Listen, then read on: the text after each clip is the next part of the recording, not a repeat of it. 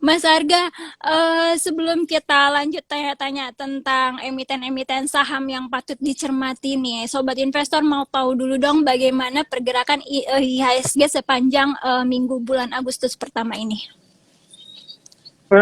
Ya, sebenarnya sih kalau kita lihat dalam jangka sangat pendek ya, 1-2 minggu ke belakang, IHSG saat ini itu bisa dibilang sudah cukup mahal karena memang IHSG naik selama 2 minggu,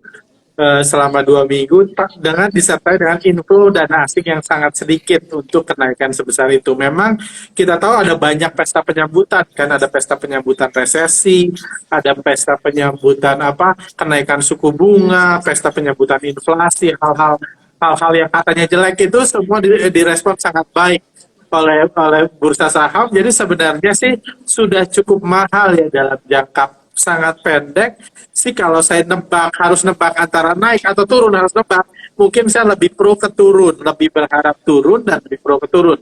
Tapi ya naik turun itu ya segitu biasa. Hari ini naik kita cari berita bagus, besok turun kita cari berita jelek, itu biasa banget.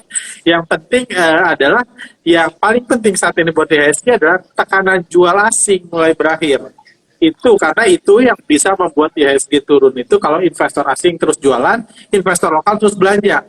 Jadi kita ini kalau banyak belanja IHSG akan turun gitu. Oh Mendingan kita gitu. jual saham kita ke asing supaya IHSG-nya naik, karena asing masuk kan berarti lokalnya turun kayak gitu. Jadi sebenarnya itu sih, jadi karena tekanan jual asing mulai berkurang, minat beli investor lokal mulai tekanan jual asing mulai berkurang, lokal juga belinya mulai semakin sedikit, itu yang berpotensi membuat range trade, opportunity trading kita, risk reward trading kita jadi lebih menarik. Jadi lebih menarik karena akan ada banyak saham yang bisa naik kalau tekanan jual asing itu rendah. Kalau tekanan jual asing sangat besar seperti awal bulan Juli, pertengahan bulan Juli, IHSG nggak punya pilihan lain selain turun kayak gitu, karena asingnya jualan besar gitu ya. Terserah beritanya apa ya, kita cari-cari aja di sini kan, berita bagusnya apa, berita jeleknya apa, biar nyambung kayak gitu. Cuma selama asing terus jualan ya kita coba cocokmologi aja gitu, atau kalau orang bilang analisa fundamental gitu kan, kita cocokmologi aja, cari berita jeleknya gitu, kiamat resesi lah dan lain-lain, walaupun nggak ada yang nyambung sebenarnya itu sama naik turunnya harga saham kayak gitu sih. Jadi sebenarnya kalau dalam jangka pendek, kalau seminggu ke depan, saya sih lebih berharap itu karena saya pengen beli di bawah, apalagi kalau asingnya udah nggak jualan, lebih berharap dan lebih memprediksi IHSG turun. Tapi overall kalau dibanding 1 bulan ke belakang, itu kondisi kita udah jauh lebih baik sekarang daripada perfectly 1 bulan yang lalu, kurang lebih gitu. Iya, tapi minggu kemarin itu asing banyak sekali tekan jualnya ya, Mas Arga ya. Itu dipengaruhi apa itu Oh, Mas nggak Arga? terlalu banyak kalau dibanding bulan-bulan, dibanding awal November, awal Juli kayak gitu, Mm-mm. relatif kecil sih. Saya coba lihat seminggu terakhir itu berapa coba. Kemarin malah net buy ya, overall net buy kalau di pasar reguler 41 miliar. Memang nggak ada apa-apanya 41 miliar itu, tapi ya itu tandanya asing udah berhenti jualan. Berarti cuma 41 miliar uang investor lokal yang saham investor lokal yang dibeli asing. Sementara kalau dibanding-bandingin pas pertengahan Juli, awal Juli itu bisa 3 triliun, 4 triliun uang investor lokal yang diserap investor asing. Nah, asingnya jualan 3 triliun, berarti kan uang lokal diserap asing. Jadi nggak ada 41 miliar itu sama sekali nggak ada apa-apanya. Cuma karena di waktu yang sama IHSG naik, berarti naiknya kurang power. Karena bagusnya itu naik ketika investor asing masuk. Idealnya sih kalau lagi sepi gini ya IHSG juga kemana-mana. Cuma karena IHSG naik, kita lihat ada bahaya jangka pendek, walaupun sebahaya-bahayanya markup istilahnya, lebih bahaya kalau asing jualan, dan puji Tuhan asing udah nggak jualan sejauh ini kayak gitu. Iya, karena IHSG juga menunjukkan penguatan yang tadi pada penutupan pertama ya. Kita belum tahu nih ya Mas Arga bagaimana penutupan kedua nanti ya. Betul, betul. Iya, Mas Arga, resesi Amerika Serikat dan The Fed menaikkan suku bunga 75 basis poin. Dua hal itu kan disebut-sebut sudah banyak banget nih yang pelaku pasar yang menebaknya. Nah, menurut Mas Arga itu bagaimana? Iya, sebenarnya itu sesuatu yang nggak usah ditebak ya gitu. Kalau punya teman di Amerika, tanya aja di sana memang inflasi naik. Cukup ditanya gitu, nggak usah ditebak, nggak usah dianalisa, itu fakta aja. Harga minyak goreng di sana naik, harga roti naik, harga terigu naik, ya inflasi naik. Ya sama aja, kita di sini pun inflasi mulai naik kan karena harga di sini naik. Jadi apa yang harus ditebak dan apa hubungannya sama bursa saham sih sebenarnya itu yang lebih aneh gitu. Harga minyak goreng di Amerika kok dihubungin sama bursa saham di sini kayak gitu. Semua saham perbankan kayak kan nggak nyambung sama sekali kayak gitu. Cuma ya kalau ngomong, tapi satu hal mungkin pembelajaran yang penting dari inflasi adalah inflasi, resesi apapun itu adalah membahas data masa lalu, data semester pertama sampai akhir semester kedua tahun 2022. Itu faktanya membahas masa lalu. Jadi kurang lebih kalau saya analogikan, jadi kalau kemarin kan hari Kamis Amerika resesi, siap pertumbuhannya turun, Amerika resesi. Kita heboh ngebahas, padahal itu data bulan Juni. Nggak Iya, ngefek apa-apa, benar-benar. sama kayak Anda, misalnya kita di sini kita tes antigen, kita tes antigen bulan awal bulan Juni, terus hasilnya keluar di akhir bulan Juli, terus kita bawa ke Iya. dokter, bawa ke dokter, Pak saya positif nih, tesnya kapan awal Juni gitu, itu kan konyol, kita lagi ngomong apa ini gitu, dibilang ya sebenarnya sih kalau ini parah lu udah mati sekarang kayak kata dokter, cuma karena lu gak apa-apa lu masih kesini, tapi kita bahas dong Pak dokter gitu.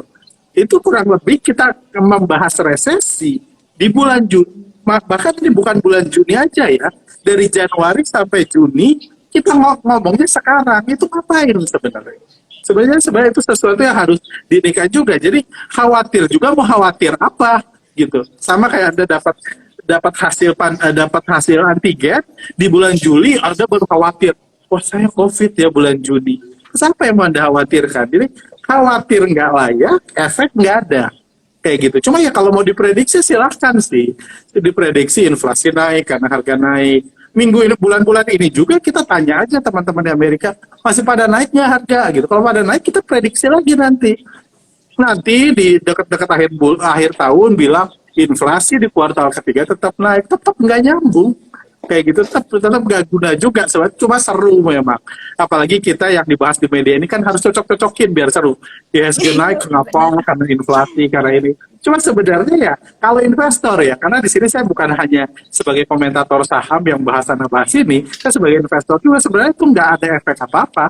Sama kayak antigen tadi lah, hasil COVID-nya ditesnya kapan, kenanya kapan, ngebahasnya kapan gitu. Sebenarnya itu nggak nyambung sih sebetulnya. Lantas kenapa banyak sekali tanggapan yang mencocok-cocokkan seperti itu tuh Mas Arga? Oh iya, inflasi Amerika Serikat lagi naik nih, dampak IHSG bakalan menurun dan lain sebagainya macam. Sedangkan kan itu kan data tahun lalu. Apakah ada kaitannya sedikit tidaknya dengan pergerakan IHSG mendatang? Saya nggak bisa ngomong buat yang lain ya, cuma saya bisa ngomong buat saya. Kenapa saya cocok? Kalau saya, kenapa saya cocok-cocokan? Karena saya ditanya. Kalau saya nggak ditanya, saya nggak peduli. Cuma ditanya, kenapa nih IHSG turun? Matang, udah depan TV, udah live, udah ditanya nih kenapa IHSG turun. Ya saya carilah alasan gitu kan. Otak berputar cepat, wah kebetulan di Amerika inflasi. Atau Amerika nggak inflasi, wah itu di Ukraina inflasi gede gitu. Atau di Zimbabwe, di Mozambik, bebas gitu. Karena kita diminta mencocok-cocokkan. Saya yakin Yes, event I see. analis-analis yang itu pun dia di pas makan malam sama anak istrinya nggak akan ngomongin inflasi Amerika, paling dia ngomong minyak goreng di supermarket naik gitu, ngapain dia ngomong inflasi di Amerika. Jadi dia sendiri sebenarnya nggak peduli, cuma karena bagian tuntutan dari profesi kita nih sebagai komentator saham, jadi memang harus dicocok-cocokin kayak gitu. Jadi sebenarnya ya kembali lagi itu inflasi Januari sampai Juni 2022 gitu. Kita sekarang di Agustus. Ngapain kita bahas hasil yang lalu? Sebenarnya nggak ngefek. Dan nggak ada juga, bukan berarti kan di Amerika nih, kita ngomong anggaplah di Amerika bilang, wah ini laporan The Fed kalau kita resesi. Oh kalau gitu harga minyak kita turunin deh. Yang jualan roti diskon resesi kan nggak juga. Apa juga urusan? Jadi masing-masing semua dari rangkaian ini naik turunnya harga adalah rangkaian supply demand yang besar. Dan nggak akan ngefek sama data bulan Juni, kuartal 1, kayak gitu, nggak akan efeknya. Baik buat harga, baik buat masa depan, atau buat ekonomi, itu nggak ada efeknya. Cuman memang buat politis, buat pemerintahan efek. Itu juga yang sebenarnya di-highlight oleh pemerintahan Amerika. Dia bilang, udahlah lu nggak usah mikir-mikir resesi segala macam. Bahkan mereka menyangkal, kalau kali ini walaupun negatif, kita nggak mau dibilang resesi. Intinya ngapain lu musik-musikin ngomong kayak gitu? Toh yang lu pengen kan harga minyak goreng turun kan? Yang pengen inflasi turun, harga ini turun. Ya udah kita usahain itu aja. Ngapain ngomong bulan Juni lalu, bulan Maret lalu buat apa? Even buat mereka pun gak ada gunanya ngomongin itu. Kayak gitu. Benar-benar. Lantas Mas Harga, itu kan tadi kita ngomongin resesi Amerika Serikat ya. Nah, sudah bagaimana di Indonesia? Indonesia sudah menggadang-gadang nih bahwa sampai akhir tahun akan menaikkan 10 basis poin atau sekitar sekarang kan suku bunga acuan itu 3,5 ya. Nah, nanti digadang-gadang bakal mencapai 4,5. Itu bagaimana terhadap IHSG kita, berdampak juga atau tidak? Oh, ya kan sebenarnya kita ngomongin ke teori ya. Nah, teori bukan teori sih, anggapan mungkin ya belum layak disebut teori. Anggapannya kalau suku bunga naik, berarti kan yang pasti, kita ngomong yang pasti dan yang dikira-kira. Yang pasti kalau suku bunga naik, maka suku bunga deposito bank-bank akan naik. Itu pertama. Suku bunga naik, suku bunga deposito bank akan naik. Jadi kalau kita naruh deposito bisa naik nih 10 basis poin depositonya. Mungkin kalau dari tabungan 10 juta ya naik 20 rupiah, 50 rupiah sebulan kayak gitu. Itu tambahannya. Nah, tambahannya naik naik 10 basis poin kayak gitu. Itu efek pastinya suku bunga perbankan naik. Efek pastinya lagi ada suku bunga kredit naik. Yang mau nyicil rumah, yang mau ini segala macam harus bayar lebih mahal. Kayak gitu itu yang pastinya. Iya, benar. Jadi orang yang mau ngeredit rumah mikir lebih ini, wah udah naik 10 basis poin walaupun harusnya Mbak juga kalau misalnya belum punya rumah, jadi aduh kalau naik 10 basis poin saya jadi gak pengen punya rumah deh gitu. Saya ngekos aja harusnya enggak juga sih kayak Enggak gitu. juga. Cuma ya itu ngefek lah. Ngefek mungkin cicilan naik 10.000, 20.000 sebulan kayak gitu. Mungkin ada efeknya sedikit sih buat ekonomi. Buat Kalau buat ekonomi ya. bursa, nah itu udah dicocok-cocokin kan.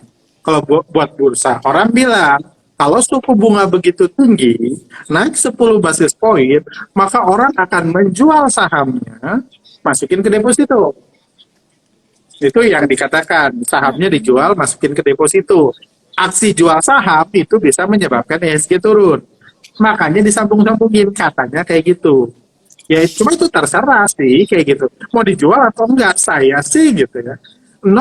Suku bunga dari misalnya 4,5 jadi 4,6 enggak akan buat saya jadi pensiun jadi trader saham sih. Oh, Wah, gue jadi seperti trader itu. deposito aja kayak gitu. Pensiun karena memang margin gue sekecil itu sih, 10 basis point itu udah bablas kalau gitu. Jadi kita pun kan di sini lagi ngomong trading saham itu bisa dapat 1-2% sehari, ada satu saham yang bisa digoreng tinggi naik 20% sehari. Masa 0,1 poin itu merubah segalanya? Orang udah tutup semua akun saham, tutup semua indeks sekarang kita deposito semua kan nggak. Sebenarnya logikanya di mana? Ini 0,1% yang kita lagi ngomongin kayak gitu. Cuma ya efek-efek real bisa ada walaupun nggak terlalu besar kayak gitu. Dan ya sih nggak tahu sih mau nyocokin gimana lagi. Cuma ya at least saya bahas. Iya, Efek benar. pastinya ada memang terhadap ekonomi ada, makanya Bank Indonesia mau repot-repot naik turun itu suku bunga, mempertimbangkan, memperdebatkan, bahkan harus ngejawab kalau ditanya wartawan, kenapa nggak dinaikin, kenapa tetap, kenapa diturunin, harus dibahas semua. Itu memang ada efek terhadap ekonominya. Tapi efek terhadap bursa enggak juga kok kayak gitu. Amerika aja pas naikin suku bunga 4 kali dalam 6 bulan terakhir, 3 kali naik, sekali turun Dow Jones-nya. Jadi bisa dibilang suku bunga naik malah naik Dow Jones-nya. Kalau kita ngomong contoh kasus terbaru aja nih, 4 kenaikan suku bunga di US itu 3 kali itu nggak naik. Jadi ya cuma ya bebas sih gitu. Cuma at least kalau saya nggak ngefek sih gitu. Saya nggak akan cairin semua saham saya jual semua untuk masukin deposito. Karena naik 10 basis poin sampai akhir tahun. Nggak ngefek sih sebenarnya. Kayak gitu. Bahkan sekarang ada banyak bank digital yang udah naik 3% gitu. 300 basis point dibanding suku bunga acuan aja nggak membuat saya berhenti trading saham. Apalagi 10 basis point kayak gitu. Iya, jadi masih tetap dengan trading sahamnya ya Mas Arga. Betul, kalau Nah, saya sih ya. Cuma nggak tahu kalau teman-teman di sini mau pensiun kalau BI naikin suku bunga mungkin bisa dikomentar. Cuma saya sih nggak pensiun, puji Tuhan. Kayak gitu. ya benar, saya juga sepertinya belum pensiun. Oh, Nah, bagus lah, berarti nggak ngefek kalau gitu kalau saya. nah Mas Arga, biasanya nih dalam aksi Indonesia mau menaikkan suku bunga basis point kan, apa ada pengaruhnya juga untuk investor asing dalam jual maupun beli, Mas Arga? Dari pengalaman-pengalaman sebelumnya agar nanti ke depannya sobat investor bisa prediksi ataupun bisa lebih antisipasi gitu terhadap jual beli asing. Sebenarnya faktanya memang ya asing selalu jual dan selalu beli kan. Ada hari ketika jual, ada hari ketika beli. Jadi ada hari ketika dinaikkan asing beli. Ada ketika dinaikkan asing beli. Wah ternyata kalau suku bunga dinaikkan asing belanja. Ternyata minggu depan pas suku bunga dinaikkan asingnya jualan. Wah ternyata kalau suku bunga dinaikkan asing jualan. Jadi sebenarnya sih nggak ada korelasi yang spesifik. Walaupun memang ada logika yang bisa mengatakan sama nih. Jangan-jangan kalau suku bunga di Amerika naik, investor di Amerika pensiun juga. Gua berhenti deh trading di Indonesia, uang gua keluarin, gua masukin deposito di Amerika. Yang udah naik kan 75 basis point dan lain. Yang sudah naik kayak gitu, ya ada teori seperti itu sih. Cuma teori itu nggak bisa kita buktikan dan nggak bisa di backup oleh data.